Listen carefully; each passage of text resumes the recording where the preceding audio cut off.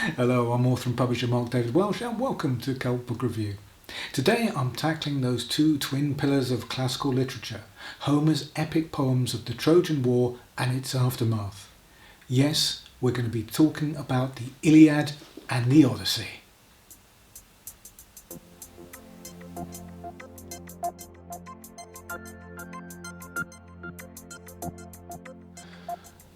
Now, the Iliad and the Odyssey are usually attributed to the poet Homer and deal with the Greek-Trojan War and its aftermath. Now, I confess I didn't bring a lot of prior knowledge to these works and their stories. Oh, I knew the basics, of course. It's a punch-up between the Greeks and the Trojans. Achilles is on the one side, Hector is on the other. There's a wooden horse, and there's a face that launched 1,000 ships. And then there's Odysseus, who has a spot of bother getting back home after it's all over. But I didn't know much more than that. I hadn't even seen the Brad Pitt movie. So I was coming into it all almost completely fresh, but these books turned out not to be what I expected. Now, I'm not pretending to have any great insights here. After all, the classics or classical studies have been a mainstay of the academic world for many years. Some scholars devote their whole lives to the study. So these are just the thoughts and impressions of a fairly ignorant first-time reader with no such background at all. In fact, I'd probably better warn you in advance that my opinions will probably seem hopelessly naive and uninformed to some, and perhaps almost heretical to others. I don't know. And of course, there are some minor spoilers along the way. So let's begin logically enough with the Iliad, which opens during the 10th year of the siege of Troy by the Greek forces, and I use that word for want of a more accurate term. It's all to do with Trojan bad boy Paris, who kidnapped the fair Helen from her Greek husband Menelaus a decade earlier. He brought her back to his city and his bedchamber. Now, this action apparently outraged the Greeks as much because Paris was a guest in her husband's home at the time as anything else. You see, apparently carrying off your host's wife was a dreadful social faux pas in ancient Greece. Now, the Greek forces are led by the king Agamemnon and include the legendary hero swift-footed Achilles, who it seems is as legendary for his ability to throw a gigantic sulk as he is for casting a spear. Now, as we join the action, the Trojans are vastly outnumbered, but their city walls are still intact, while Agamemnon and Achilles are having a bit of a difference of opinion over a woman. Now, the biggest surprise for me throughout the tale was the role played by the gods. I'd assumed that it would be fairly peripheral, but actually it's so integral that I feel it actually robs events of a good deal of their drama. Because apparently there was nothing the gods enjoy as much as interfering with human affairs. Well, almost nothing. Actually, they seem to spend an awful lot of time prior to the opening of the story popping down to earth for a quick bunk up with whatever man or woman happened to take their fancy. Now, as a result of this, a lot of the soldiers we encounter on the battlefield are the results of these unions. And this means, crucially, that the gods have their favourites. And because they have their favourites, they can't help interfering in everything. For example, during the games held at the funeral of Patroclus in Book 23, Apollo and Athena can't resist opposing each other and influencing the result of a chariot race, because each have one of their favourites taking part. There are prizes and honour to the winner, of course, but it's hardly life and death, so you get the idea. Nothing that any man achieves on the battlefield or off it is down to their individual prowess, intelligence or abilities. Even their battle tactics are dictated by instructions from whichever god favours them, and when someone fights well, it's because he's been temporarily endowed with godly powers.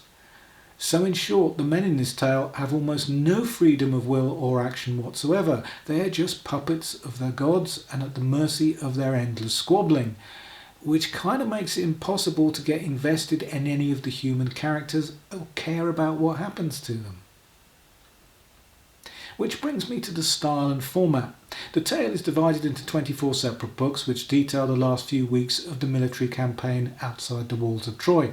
So there are skirmishes aplenty as the tide turns first one way and then the other, depending on which gods happen to be interfering at the time, of course. And these events are told in a highly repetitive manner. Typically, we're introduced to a new character in the midst of the fighting. We are told his name, where he comes from, who his father is, and what his father did. Then the man dies, usually being pierced with a spear passing through him somewhere in the region of one of his nipples, and his armour then clattering all around him. I'm oversimplifying, of course, but there's an awful lot of that. Similarly, characters are usually referred to by a descriptive title every time they are mentioned. Typically, swift-footed Achilles, white-armed hero, bright-eyed Athena, godlike Hector. You get the idea. There is also the famous, perhaps infamous, catalogue of ships, which comprises Book 2. And yes, that's mostly what it is.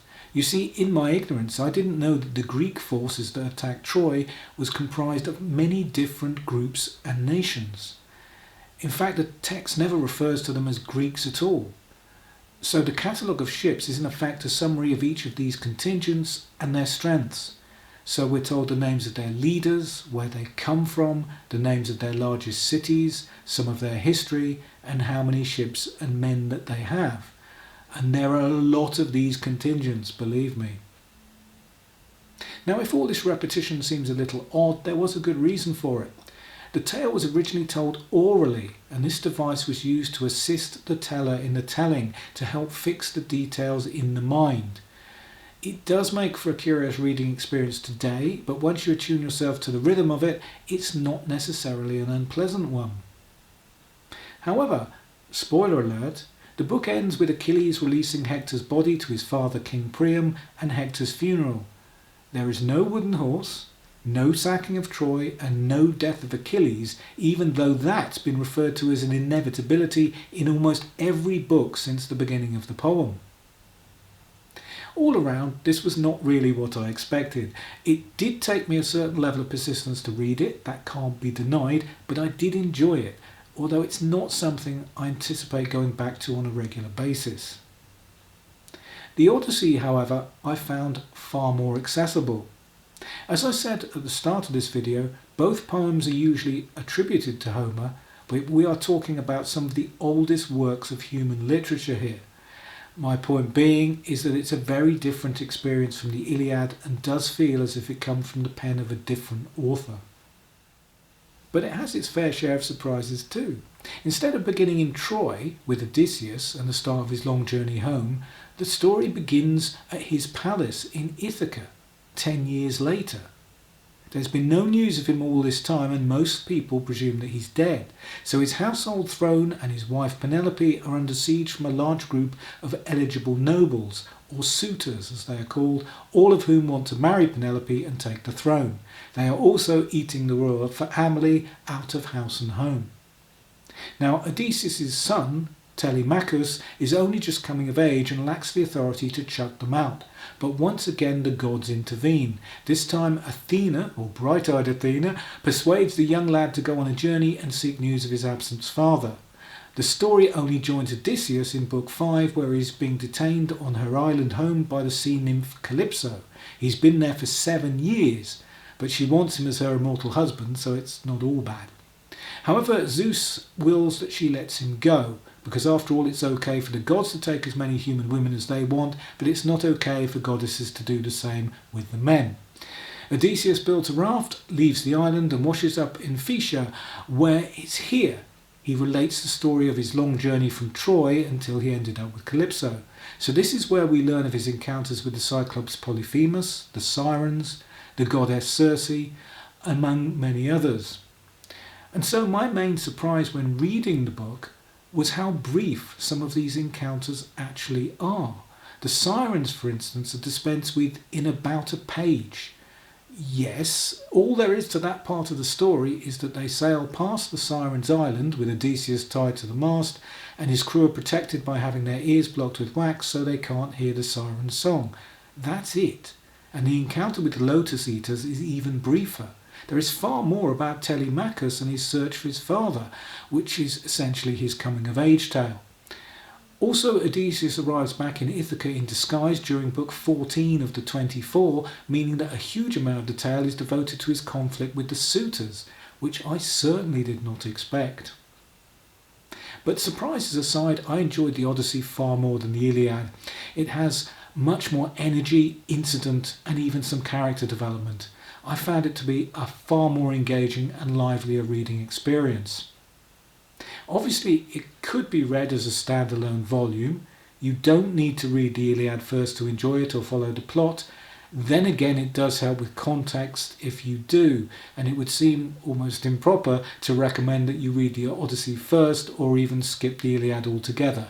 The two volumes are a set after all, but there is no denying that most readers will get on better with the Odyssey than they will with the Iliad.